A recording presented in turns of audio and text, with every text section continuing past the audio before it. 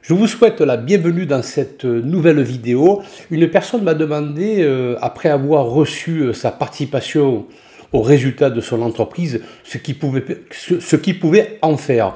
Alors, je vais essayer d'être bref et sommaire et apporter quelques explications sur, d'une part, qu'est-ce qu'une participation, et deuxièmement, je vais lui donner trois conseils sur trois types de placements, du moins risqué au plus risqué. Allez, à tout de suite.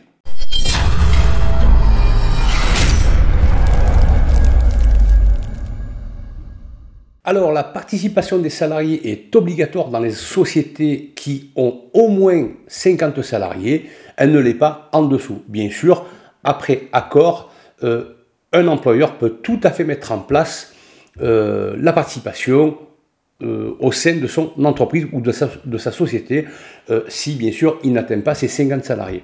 Alors cette participation, c'est quoi? Qu'on appelle communément participation au résultat de l'entreprise.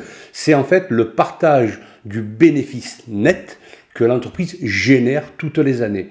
Alors, je vous fais grâce de la formule de calcul, car elle est assez complexe. Ce que vous devez savoir, c'est que cette participation, vous pouvez en bénéficier, bien sûr.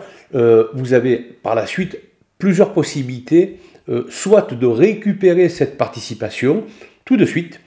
Le problème, c'est que vous allez devoir déclarer cette participation avec vos revenus, donc vous serez fiscalisé sur cette participation. Alors, sauf exception, il y a par exemple le mariage, le concubinage, le PACS, il y a aussi un agrandissement ou l'achat d'une maison. Il y en a d'autres, bien sûr, je ne les ai pas tous en tête, donc vérifiez auprès de votre service RH ou paye.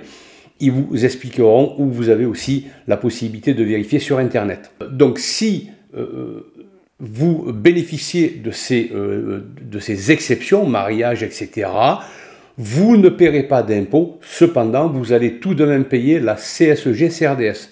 CSG, contribution sociale généralisée, CRDS, contribution au remboursement de la dette sociale. Le tout représente 9,70% de cette participation.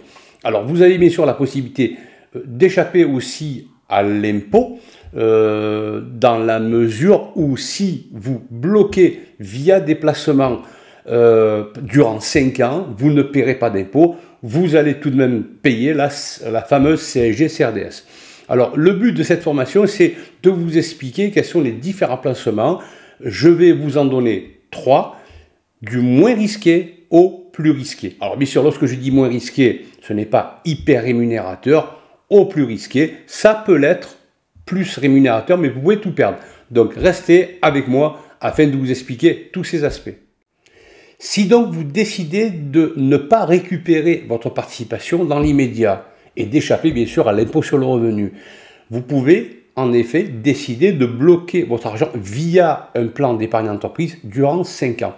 À partir de là, vous pouvez vous poser la question, sur quel support je vais pouvoir placer cet argent? Alors, ce qu'il faut savoir, c'est que vous avez 3 grandes familles. Produits monétaires, obligations d'État ou d'entreprise et marché actions. Les produits monétaires, c'est un placement réellement sans risque. Par contre, le taux de rémunération sera extrêmement faible. Alors, les produits monétaires, c'est en règle générale des prêts que l'on accorde à très court terme à des entreprises ou à des États pour, en règle générale, soulager la trésorerie de certaines entreprises. Vous avez un autre type de placement qu'on appelle les obligations. Les obligations, en fait, c'est des prêts à moyen et long terme. Alors, contrairement aux produits monétaires qui vont de une semaine jusqu'à quelques mois, les obligations, c'est des prêts qui peuvent aller de 3 ans, 5 ans, 6 ans, 10 ans. Donc, à quoi servent ces prêts obligataires? C'est pour les entreprises, par exemple, pour financer des outils industriels. Pour ces obligations, bien sûr, le risque est un peu plus élevé et bien sûr, si le risque est un peu plus élevé, le taux de rémunération peut être plus important. Ce qui peut être intéressant sur les obligations, c'est que vous allez percevoir ce qu'on appelle un coupon, c'est-à-dire les intérêts toutes les années. Et vous pouvez aussi bénéficier, si cette obligation est cotée en bourse, d'une plus-value potentielle. Enfin, si vous décidez d'acheter des actions, sachez que vous allez détenir une partie de la société. Okay, et à partir de là, si cette société, bien sûr, génère des bénéfices, est très performante, vous pourrez bénéficier de ce qu'on appelle des dividendes, c'est-à-dire une partie de ces bénéfices.